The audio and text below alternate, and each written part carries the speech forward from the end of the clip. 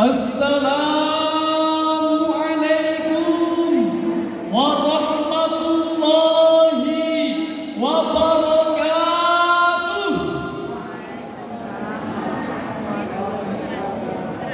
Alhamdulillahi rabbil alamin. Wassalatu wassalamu ala asyrafil anbiya'i wal mursalin.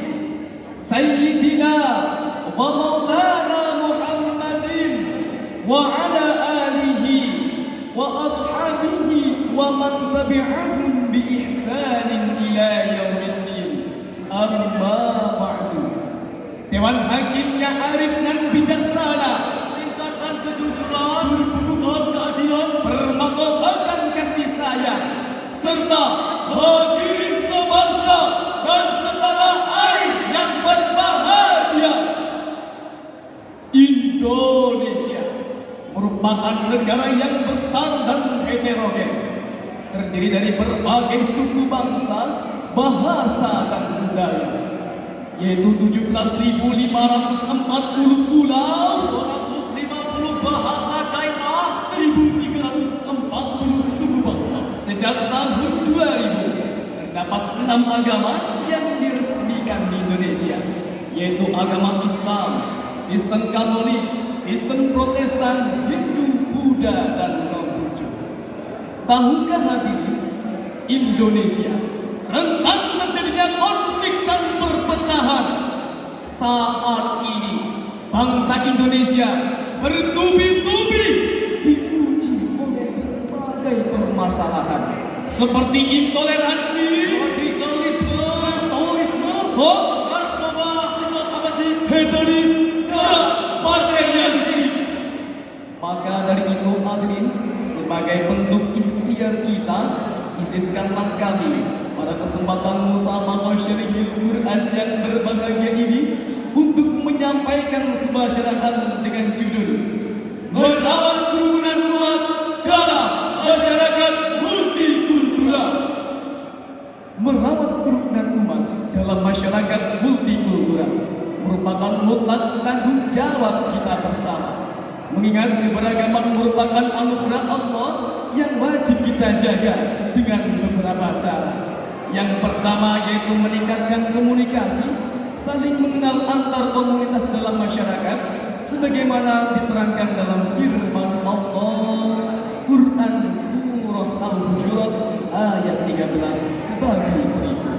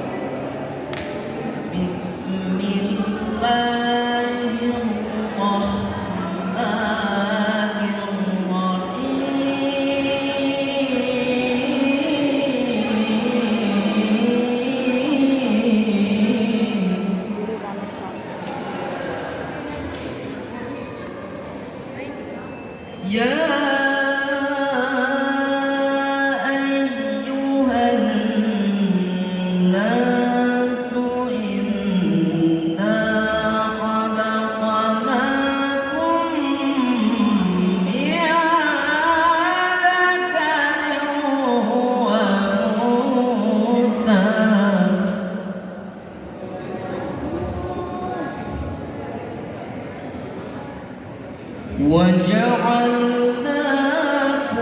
شُعُوبًا وَقَبَائِلَ لِتَعَارَفُوا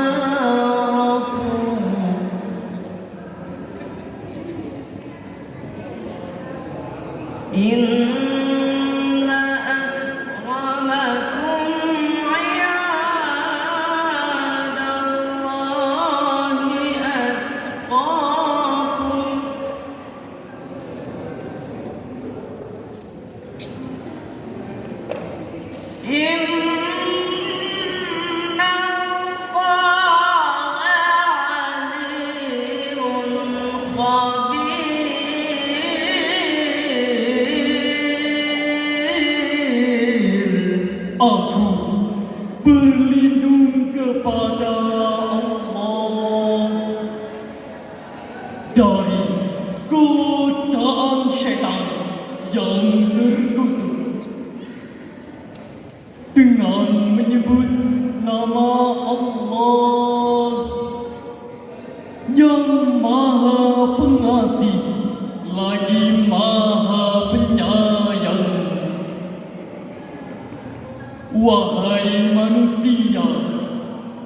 Sesungguhnya kami telah menciptakan kamu dari seorang laki-laki dan seorang perempuan. Kemudian kami menjadikan kamu berbangsa-bangsa dan bersuku-suku agar kamu saling kenal mengenal. Sesungguhnya orang yang paling mulia di sisi Allah ialah orang yang paling bertakwa. Sungguh Allah Maha mengetahui lagi Maha teliti.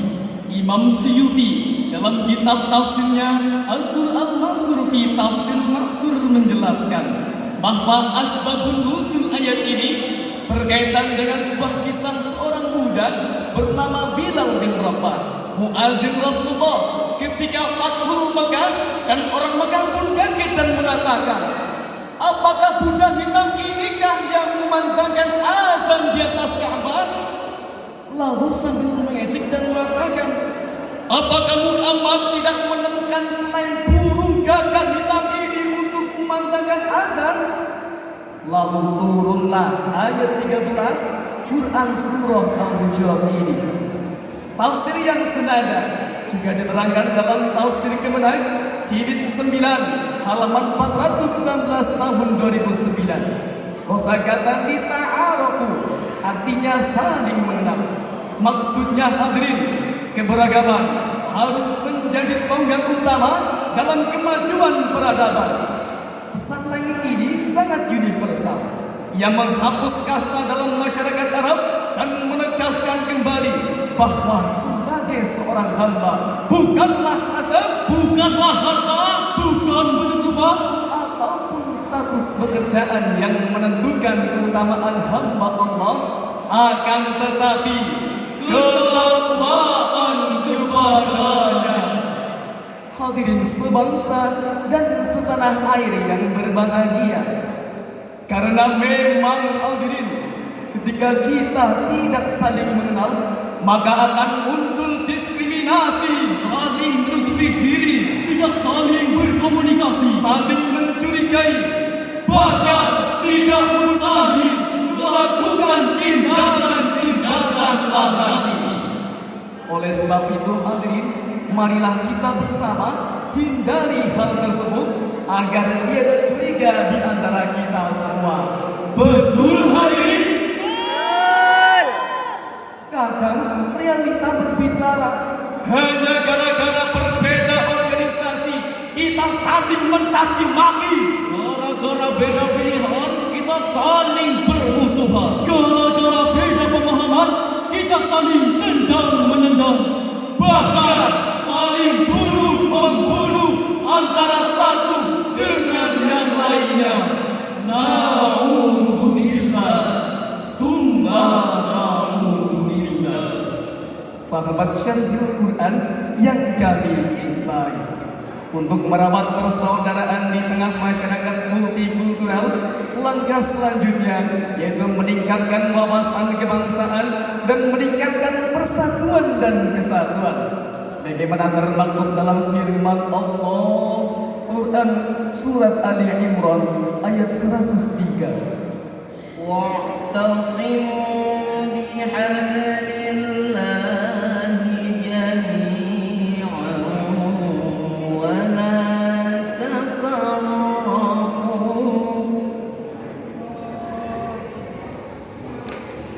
واذكروا نعمة الله عليكم إذ كنتم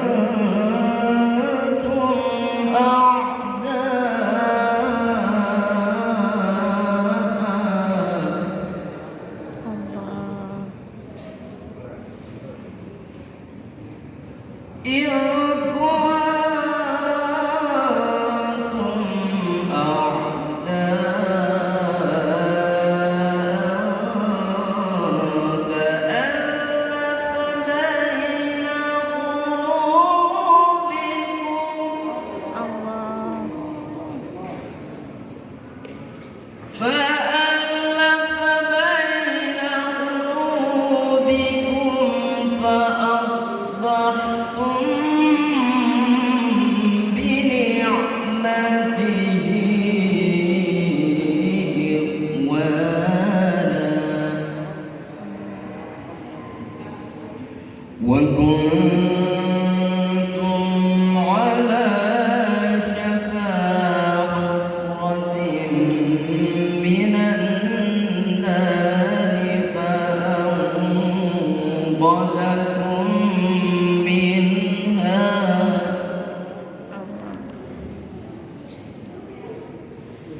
كذلك يبين الله لكم آياته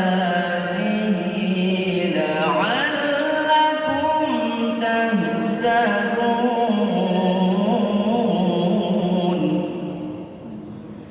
كذلك يبين الله لكم آياته لعلكم تهتدون صدق الله العظيم. Dan berpegang teguhlah kamu semuanya kepada tali agama Allah, dan janganlah kamu bercerai-berai. Ingatlah akan nikmat Allah ketika kamu dahulu bermusuh-musuhan, lalu Allah mempersatukan hatimu kembali. Lalu menjadilah kamu atas nikmat Allah, wahai orang-orang yang bersaudara. Ketika itu kamu berada di tepi jurang neraka, lalu Allah menyelamatkanmu dari sana. Demikianlah Allah menerangkan ayat-ayat ini kepada kamu agar kamu mendapat petunjuk. Maha benar Allah dengan segala firman-Nya. Kosakata wa'tasimu secara etimologi merupakan kata perintah yang berasal dari kata kerja itasoma ya'tasimu itisoman yang artinya berpegang teguh terhadap sesuatu. Melalui ayat ini hadirin, kaum muslimin mendapatkan perintah untuk berpegang teguh kepada agama Allah. Maksudnya hadirin, kaum muslimin harus menjadikan agama Allah sebagai pedoman hidup agar selamat di dunia dan di akhirat. Tafsir Kemenak jilid 11 halaman 14 tahun cetakan 2009. Menurut Sayyid Muhammad Al-Maliki dalam Manhaj As-Salafi fi Fahmi An-Nusus Baina An-Nadhariyah wa Tatsbiq menyebutkan bahwa Islam datang untuk mengajak umat manusia untuk saling asih, saling mencintai, saling menyayangi. Bahkan beliau menyebutkan bahwasanya bercerai-berai merupakan pangkal dari segala fitnah, dan lebih lanjut bercerai-berai menyebabkan permusuhan dan kebodohan. Ayat di atas apabila kita kaitkan dengan situasi kondisi bangsa ini, ayat tersebut sangat memotivasi kita semua bahwasanya perbedaan bangsa, bahasa dan budaya haruslah menjadi jembatan emas guna memperkokoh persatuan dan kesatuan. Dengan adanya perbedaan tersebut, janganlah melahirkan perpecahan. Akan tetapi, dengan adanya perbedaan, menjadikan kita saling melengkapi dan saling menghargai. Sebagaimana pepatah mengatakan, coming together is beginning, keeping together is progress, working together is success. Sahabat Syarihil Quran yang kami cintai, untuk merawat persaudaraan di tengah masyarakat multikultural, langkah yang ketiga adalah jas merah, jangan sekali-kali melupakan sejarah. Dalam perspektif sejarah, betapa berterima kasihnya kita kepada kegigihan founding father, tokoh ulama, tokoh agama, dan seluruh pejuang kemerdekaan dari Sabang sampai Merauke yang menyadari betul akan kebinekaan, sehingga terwujudnya suatu kesepakatan yang diwujudkan dalam Sumpah Pemuda pada tahun 1928. Satu nusa, satu bangsa, yaitu Indonesia. pada tahun 1945. Seluruh anak bangsa bersatu untuk mendorong proklamasi kemerdekaan Indonesia. Dan pada tahun 1966, seluruh anak bangsa bersatu untuk menjaga ideologi Pancasila sebagai satu-satunya ideologi dari rombongan komunis dan menjaga kembalinya Undang-Undang Dasar 45 dijalankan secara murni dan konsisten.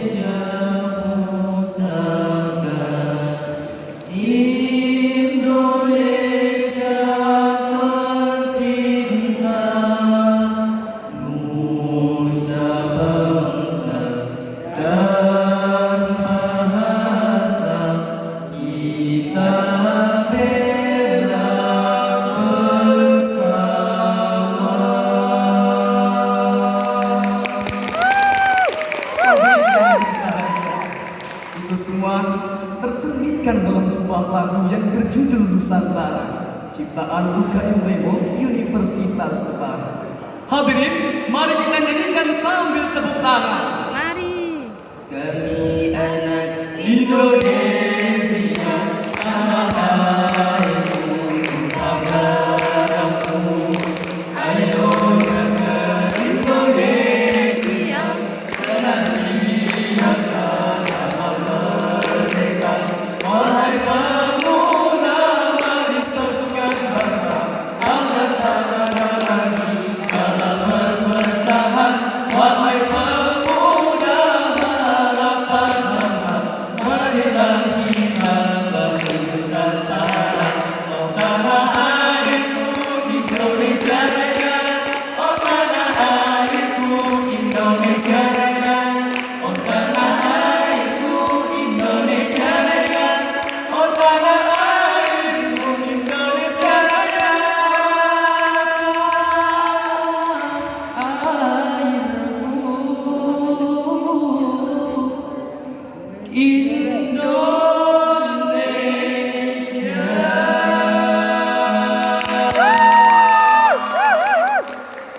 Hadirin yang berbahagia, dari syarahan yang telah kami sampaikan dapat kita simpulkan bahwasanya perbedaan merupakan anugerah Allah yang wajib kita jaga dengan beberapa cara. Meningkatkan akhlak mulia merupakan bukti kita mencintai NKRI sepenuh hati. Semoga Allah tetap memberkati. Amin ya rabbal alamin.